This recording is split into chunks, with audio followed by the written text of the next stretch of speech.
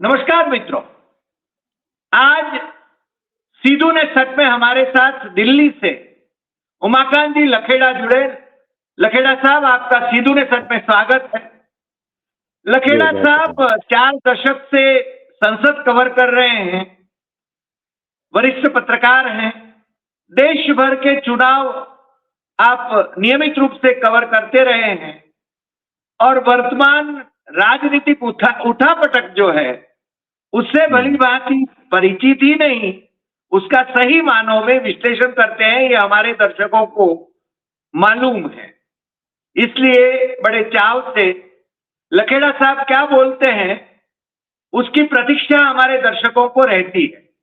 और आज जो बात करेंगे लखेड़ा साहब, वो राहुल गांधी लोकसभा में विपक्ष के नेता, उनका जो बजट पर भाषण हुआ और वो भाषण के बारे में सत्ता पक्ष की ओर से काफी व्यवधान लाने की कोशिश की गई, किंतु 40-45 मिनट तक उनका जो भाषण था वो देश के हित में क्या होना चाहिए, ट्रेड डील और डाटा कैसे अमेरिका के हवाले किया जा रहा है, हमारे किसान कैसे बर्बाद हो जाएंगे, हर एक क्षेत्र कैसे बर्बाद हो जाएगा, ऐसी बात प्रधानमंत्री ने क्यों कबूल करी, देश को बेच रहे हैं क्या, ऐसे सवाल उन्होंने उठाए हैं। तो लखेड़ा साहब, आपका फिर से एक बार सीधू ने सच में स्वागत है। राहुल गांधी को पहले तो राष्ट्रपति के अभिभाषण पर बोलने नहीं दिया गया और आज बजट पर बोले तो खुलकर बोले, और इस पर आपका विश्लेषण क्या है, ये हम जानना चाहेंगे लखेड़ा साहब। जी जी नमस्कार डॉक्टर साहब, आपके दर्शकों को नमस्कार। सबसे बड़ी बात तो ये है कि बजट डिस्कशन में राहुल गांधी कम से कम 90% तो अपनी बात बोल पाए। और ये जो बजट डिस्कशन मैंने जैसे कहा, और जो व्यवधान पैदा कर रहे थे कांग्रेस के लोग, सॉरी भारतीय जनता पार्टी के लोग, सत्ता पक्ष के लोग जो व्यवधान पैदा कर रहे थे, वो जो सच्चाई थी, जो राहुल गांधी सच बोल रहे थे, उसको ध्यान डाइवर्ट करने के लिए छटपटा रहे थे। जैसे मतलब कोई रेजिस्टेंस कर रहे थे, क्योंकि अगर वो विरोध नहीं करेंगे तो उनकी नौकरी चली जाएगी। अगर वो राहुल गांधी को, वो कहेंगे राहुल गांधी बोल रहा था, आपने दखल क्यों नहीं दिया, आप तो, उनको तो सब लोग देख रहे हैं। तो उनका मजबूरी था वो ये बोलना, उसमें कमियां निकालना। अब ये बताइए ना कि जब राहुल गांधी बोल रहे हैं, राहुल गांधी कह रहे हैं कि जो मैं कह रहा हूं उसको ऑथेंटिकेट करने के लिए तैयार हूं। चाहे उन्होंने देश की सॉवरेनिटी के सवाल पर बात की हो, चाहे उन्होंने एपिस्टीन फाइल की बारे में बात की हो, चाहे उन्होंने नागरिकों के जो सिटीजन्स की डेटाज हैं जो अमेरिका के कब्जे में आप दे रहे हैं, दे चुके हैं, क्या किसानों की रक्षा की बात की हो, किसानों के इंटरेस्ट की बात की हो, और जो उन्होंने कहा कि आपने कंट्री को सेल पे लगा दिया। तीसरी बात उन्होंने अडानी के बारे में कहा, अडानी के खिलाफ सारी दुनिया में, वो कह रहे साहब अडानी के खिलाफ आप नहीं बोल सकते हैं। आप अडानी के खिलाफ क्यों नहीं बोल सकते? अडानी तो पार्टनर है। ये जो सिस्टम चल रहा है, जो इंफ्रास्ट्रक्चर है देश का, वो तो आप अडानी के खिलाफ को सौंप चुके हैं, और जिसको सौंप चुके हैं वो उसके खिलाफ आप बोल नहीं सकते हैं। तो अडानी तो ड्राइव कर रहा है इकोनॉमिक पॉलिसी, तो इस देश की इकोनॉमिक पॉलिसी हो, इस सरकार की इकोनॉमिक पॉलिसी है।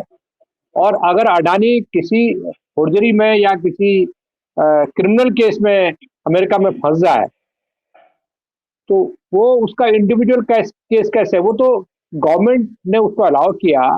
अमेरिका के साथ जो वो पकड़ा गया कि वे रिश्वत देते हुए, उसने यहाँ रिश्वतखोरी करवाई और अपना प्रोजेक्शन बढ़ाया कि साहब ये हमारे टेंडर, हमारे गवर्नमेंट से ये कोलैबोरेशंस हैं, और उसके आधार पर उसने झूठ बोल करके अमेरिकन इन्वेस्टर्स को इन्वाइट किया अट्रैक्ट किया, तो उनके खिलाफ केस हुआ। तो सवाल ये है कि आप ना तो उनको केस करने दे रहे हो, ना खुद करते हो, आप यहाँ कर दो ना केस उसके खिलाफ। आपको इन्फॉर्मेशन तो है ही आपके पास कि अमेरिका की कोर्ट, जस्ट जो अदालतें हैं वहाँ केस है, क्रिमिनल केस है, और ऐसा क्रिमिनल केस है कि उसमें वो लाइफ टर्म हो सकता है, आजीवन कारावास। मैं फांसी की बात तो नहीं करूंगा कि इतना जी अगर ये सरकार जो है, मतलब फ्री एंड फेयर गवर्नमेंट होती तो उसको सौंप देती अमेरिका के हवाले, और अमेरिका से जो नोटिस आया थ्रू गवर्नमेंट ऑफ इंडिया, फिर उसने आपने रिप्लाई किया, फिर आपने डील की, फिर उसने आपकी, जो राहुल गांधी ने सबसे बड़े बड़े मजेदार बोली कि जो जूडो कराटे होता है, जूडो कराटे में के जो दाव होते हैं, वो पहले पहले आपको पकड़ता है, फिर आपके हाथ पकड़ता है, और फिर आपका ये गला पकड़ता है। तो वो प्रोसेस समझाया राहुल गांधी ने। तो वो प्रोसेस समझाया कि धीरे धीरे करके अमेरिका ने आप पर शिकंजा कस दिया है, और आपने जो देश की सॉवरेनिटी हो, देश की इकोनॉमिक पॉलिसी हो, देश की जो इस समय जो भी आर्थिक नीतियां हैं, वो आर्थिक नीतियों को आपने हवाले कर दिया ट्रंप एडमिनिस्ट्रेशन के। और फिर उन्होंने एपस्टीन फाइल के बारे में बताया कि भाई आप बताओ ना। बड़ी मजेदार बात यह है कि इन्होंने कंडेम तक नहीं किया। देखिए, जो सेक्सुअल बाल बाल अपराध, जो बच्चों के प्रति जो क्राइम होते हैं, सेक्सुअल क्राइम, किसी कंट्री पे हो जाए, दुनिया के किसी कोने पे आ जाए, हो जाए, आप उसका कंडेम तो करो ना। कंडेम क्यों नहीं कर रहे? सही आपके बात। हाथ बांधे हुए, किसने बांधे हुए? तो राहुल गांधी ने कुल मिलाकर के सरकार का जो दुखती रग रग बोलते हैं, दुखती रग, मतलब जो पॉइंट होता है, जो सेंसिटिव पॉइंट है इस सरकार का, दुखती हम्म। रग रग को टच कर दिया। और ये दुखती रग से तिलमिला गए। अब ये फिर बोलने लग गए कि आप जो है इसको ऑथेंटिकेट करो। राहुल गांधी कह रहा है कि मैं ऑथेंटिकेट करने को तैयार हूं, फिर कह रहे हैं कि मैं अभी कर दूं। उन्होंने कहा जी इसका एक प्रोसेस होता है। अरे आपके तो सारे अधिकारी वहां बैठे हुए हैं, ऑथेंटिकेट करने के जो फॉर्म होता है, उस कागज को आप वहां सबमिट उनके टेबल पे जाके दीजिए और साइन कर देंगे। आप ये क्यों ऑथेंटिकेट करो? ये क्या मतलब हुआ? कोई उन्होंने कोई कैरेक्टर एसिनेशन तो नहीं किया। उन्होंने यही तो कहा कि प्रधानमंत्री को ये जो हो रहा है, प्रधानमंत्री को इसकी कोई अंडरस्टैंडिंग नहीं है। मोदी जी नहीं जान रहे हैं, पता ही नहीं उनको क्या हो रहा है, और देश आपने भेज दिया है। तो उसमें गलत क्या कहा उन्होंने? आपका भाई दिख रहा है ना। एक तो ये चीज होती है कि आपको दिखता नहीं, एक तो दो एक चीज होती है कि आपको दिख नहीं रहा है, रात के अंधेरे में आपने कुछ कर दिया। ये वो चीज है कि दिख रहा है।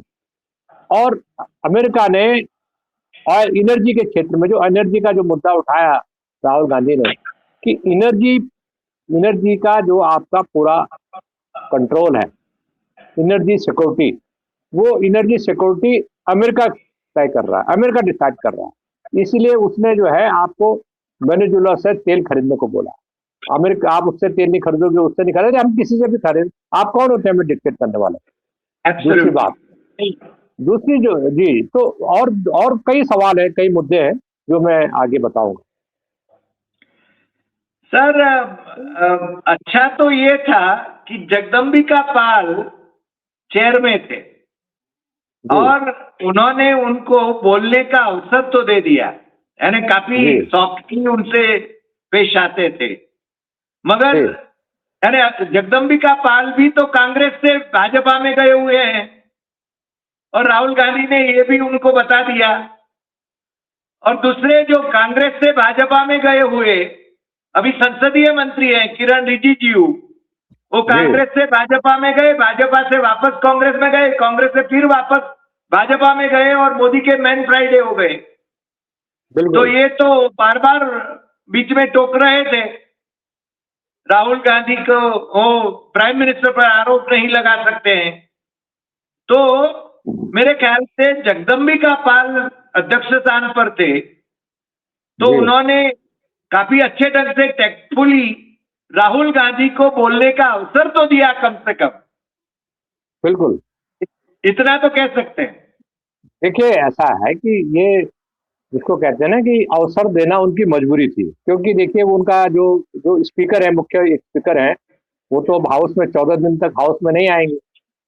उनके बिना हाउस चल रहा है, उनके खिलाफ जो है नो कॉन्फिडेंस मोशन मूव हो गया है, उस पर डिसीजन होना है। तो अब ये है कि वो तो हाउस में नहीं आ रहे हैं, तो उनको जगदम्बिका पाल को, with all respect to him, वो मेरे मित्र भी हैं बहुत पुराने, और वो बैलेंस है नेता, बैलेंस संतुलित नेता है, जो कांग्रेस में एमएलए थे और 2-4 दिन के 24 घंटे के सीएम हो गए थे। उसके पहले से मैं उनको जानता हूँ, आज से हाँ, 25-30 साल पहले।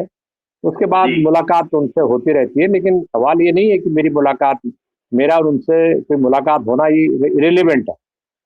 रिलेवेंट ये है कि जगदम्बिका पाल को स्पेशली बुलाया गया कि ताकि वो वहाँ पर करे, और बाकी और लोगों से वो थोड़ा मैनेज करने में, क्योंकि सीनियर लीडर हैं, तो उनको मैनेज कर, उनको पता है कि राहुल गांधी का ये टाइम है, तो इसमें जगदम्बिका पाल ही हैंडल कर सकते हैं। तो उन्होंने पूरी तरह हैंडल किया।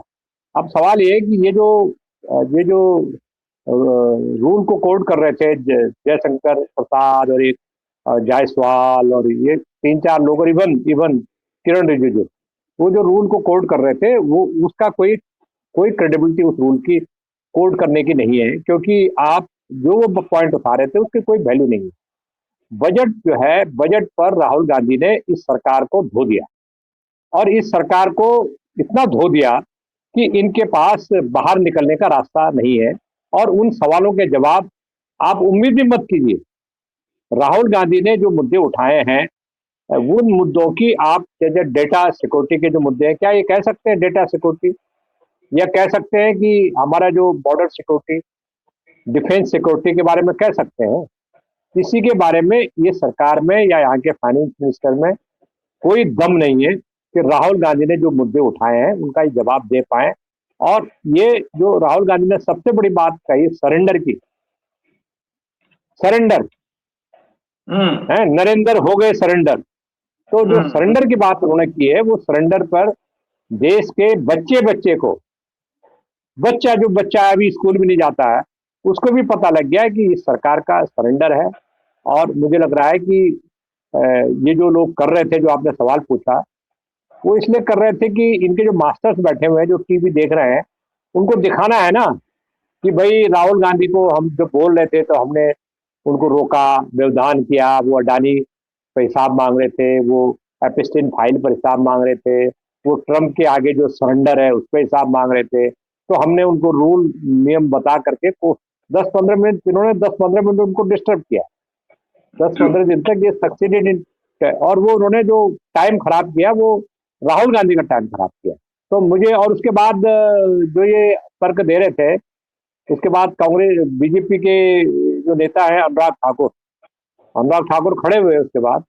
और अनुराग ठाकुर ने मजेदार बात क्या है कि अनुराग ठाकुर ने इश्यू उठाया 2G स्पेक्ट्रम का, कि कांग्रेस के टाइम पे 2G स्पेक्ट्रम हुआ। इनको मैं आपके दर्शकों को बता दूं कि 2G स्पेक्ट्रम जब ये उठा था मामला, तो हम भी रिपोर्टर थे, हम भी कवर करते थे, हमको भी पता था कि 2G स्पेक्ट्रम कांग्रेस के जमाने में, यूपीए के जमाने में बहुत बड़ा स्कैंडल हो गया है। लेकिन 2022 में जो विनोद राय थे, जो सीएजी के चेयरमैन थे, उन्होंने तो माफी मांग ली देश से। उन्होंने तो हम्म। माफी मांग ली कि मेरे से बहुत पाप हो गया, मेरे से गलत काम हो गया, मैंने ये सब गलत रिपोर्ट पेश कर दी, और उन्होंने कहा मैं देश से माफी मांगना चाहता हूँ। 10 साल, उनको 10 साल बाद याद आया माफी मांगना, क्योंकि उनको लगा कि ऊपर वाले के यहाँ जवाब देना पड़ेगा। जी जी। सर, मुझे अनुराग ठाकुर पर ही बात पूछना था आपसे, एक दूसरी बात जी भी आपने ठीक ही फरमाया। जी अनुराग ठाकुर ने शुरुआत की तो उसने कहा कि राहुल गांधी को झूठ बोलने की आदत है। जी अब विपक्ष के नेता के बारे में संसदीय प्रणाली में इस प्रकार से बात किया जा सकता है, एक।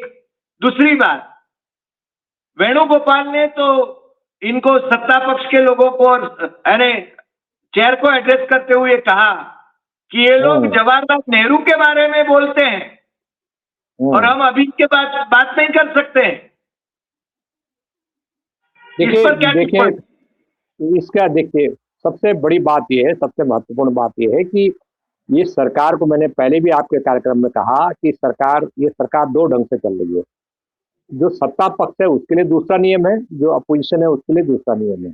जब आपको विपक्ष को बोलने का मौका नहीं देना है तो उनको आप रूल बुक पढ़ाते हैं।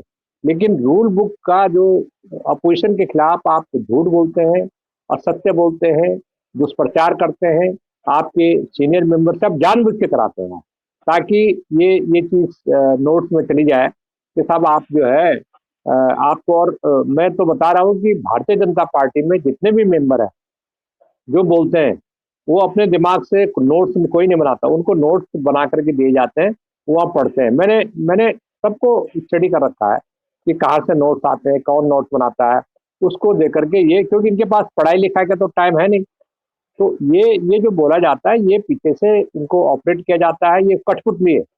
कठपुतली की तरह इनको ऑपरेट किया जाता है, फिर ये उसी तरह से आचरण करते हैं हाउस के अंदर, ऐसा मेरा कहना है। जी। जी सर, आज आप हमारे साथ जुड़े और वक्त जी। की पाबंदी भी थी आपको और कार्यक्रम में जाना भी है, इसलिए आप हमारे साथ जुड़े, इसके लिए हम आपके बहुत बहुत आभारी हैं और फिर मिलते बहुत हैं धन्यवाद नए एपिसोड सर। में नए विषय के साथ। नमस्कार। Thank you sir.